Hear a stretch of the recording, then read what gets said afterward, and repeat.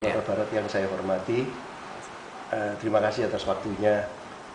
Kami dari Marketis ingin tanya, nomor satu Sumatera Barat itu di masa silam kan dikenal karena menghasilkan banyak tokoh, intelektual, sastrawan di panggung nasional, yang membuat daerah lain penasaran, kenapa kok semua sastrawan keluar dari sini. Tapi di masa sekarang rasa penasaran itu tidak terlalu tinggi, apalagi Belitung tahu-tahu keluar dengan Laskar Pelangi gitu Pak ya. Dan Laskar Pelangi ini ternyata tidak diduga-duga merupakan marketing tersendiri. Pariwisata Belitung itu langsung keluar. Gimana Pak, menurut Bapak Sumatera Barat ini bisa berjaya lagi dengan sastrawan-sastrawannya, dengan apa? Ya, jadi memang sebetulnya budaya yang ada di Sumatera Barat sangat mendukung mereka-mereka untuk menjadi tokoh dalam bidang sastrawan, budayawan, politisi, diplomat, dan juga para ulama ya. Kemudian juga banyak yang kita sebut dengan tokoh-tokoh nasional di zaman kemerdekaan itu hampir sebagian besar dari Sumatera Barat, tidak hanya budayawan seniman tapi juga politisi, diplomat, dan tokoh-tokoh nasional. Nah, ini munculnya dari budaya kita di Sumatera Barat yang memang saya menyebutnya budaya ngobrol. Jadi orang Minang itu suka ngobrol. Jadi orang Minang suka ngobrol, dan itu yang harus difasilitasi terus supaya budaya ngobrol ini diarahkan ke yang positif. Misalnya sebagai contoh tadi, orang Sumatera Barat itu tidak mungkin dia bisa berhasil bekerja sebagai buruh, nggak berhasil, sebagai pegawai juga kurang. Tapi kalau yang profesi yang menggunakan ngobrol itu pasti berhasil. Termasuk marketing kan? Ya, pedagang itu kan dia ngobrol itu, nyampaikan sesuatu pada orang, mempengaruhi. Pedagang, diplomat, kemudian sastrawan, budayawan, politisi, tokoh-tokoh nasional yang juga politik kan dia ngobrol, menyampaikan pengaruh kepada orang lain. Guru-guru juga banyak orang Minang, ustadz sebagian besar dari mana-mana di Indonesia ini dari Sumatera Barat juga, termasuk para ulama. Dan itu sebetulnya potensi yang harus kita kembangkan dulu. Potensi ini berkembang karena memang muncul di masyarakat secara terbuka, bebas, dan menjadi berkurang habis ketika PRRI, di mana PRRI muncul suatu perasaan minder bagi orang Sumatera Barat untuk maju dan berkembang karena kalah perang.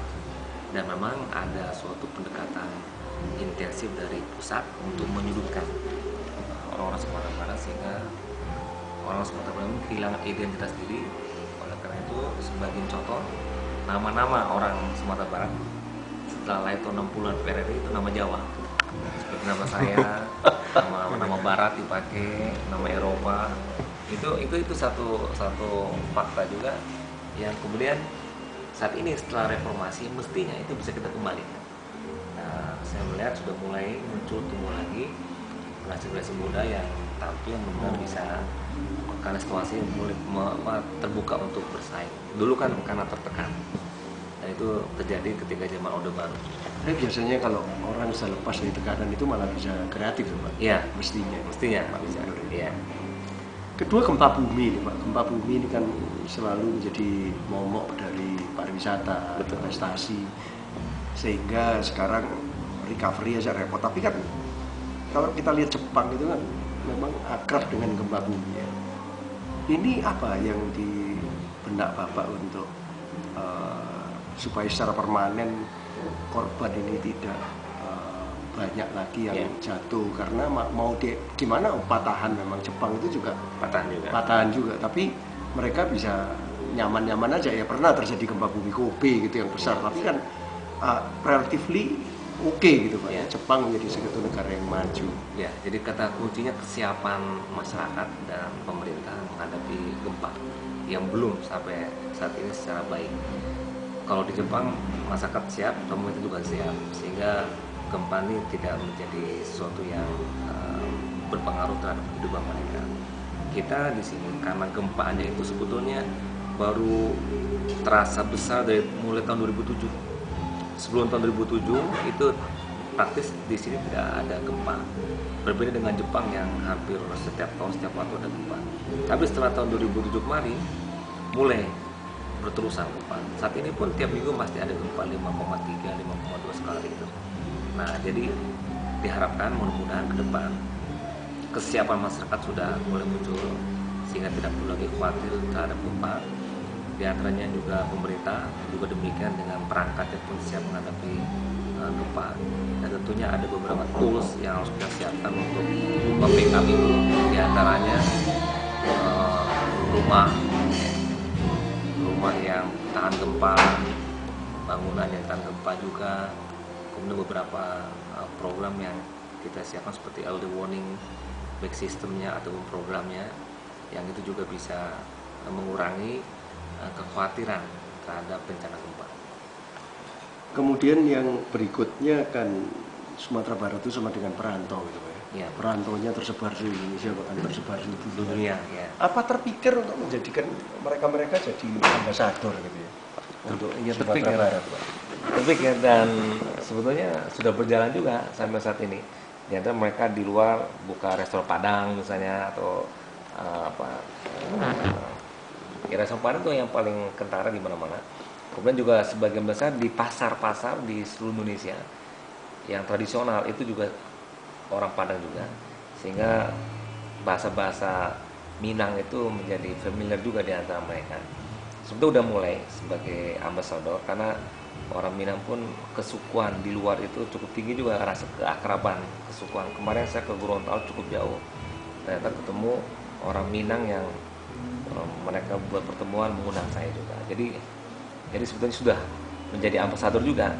Cuman mungkin betul trademark atau brand yang mau kita bangun ini yang harus kita fokuskan supaya lebih strategik sehingga satu orang berbicara itu satu kata, akhirnya kita bisa mendapatkan manfaatnya.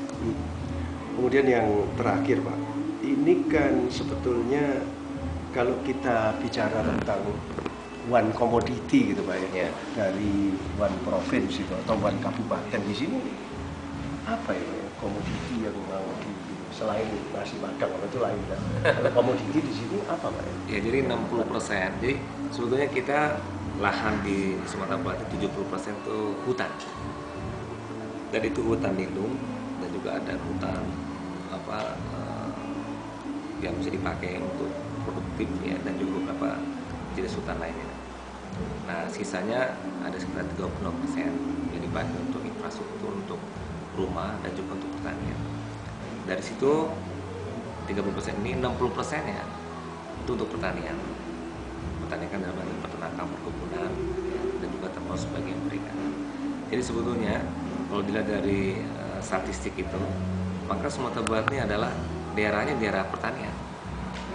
Daerah pertanian, namun tidak bisa juga menjadi andalan secara baik karena lahannya pun juga terbatas.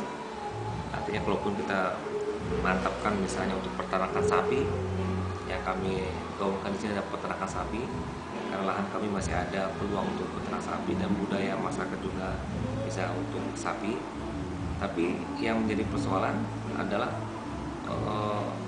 bagaimana pemasarannya sapi tadi ketika dia sudah mendapatkan sebuah hasil yang memadai dari upaya program-program yang kita lakukan dan memberikan kepada masyarakat.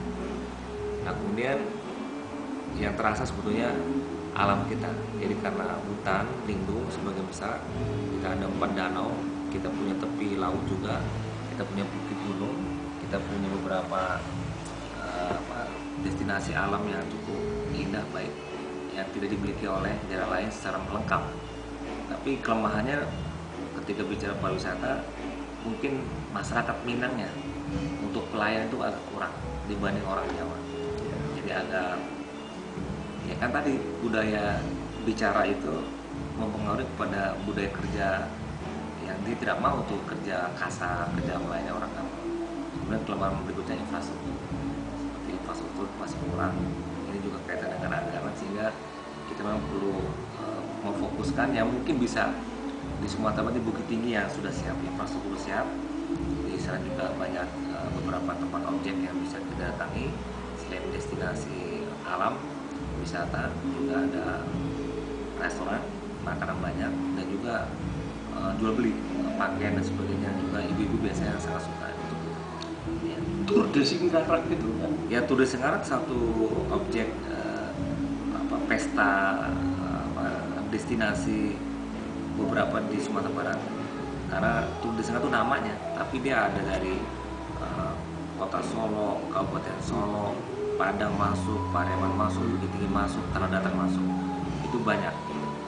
Mereka datang dari lebih 100 utusan dari negara-negara lain, lebih dari 100 negara yang datang ke Bali. Dia pakai sepeda.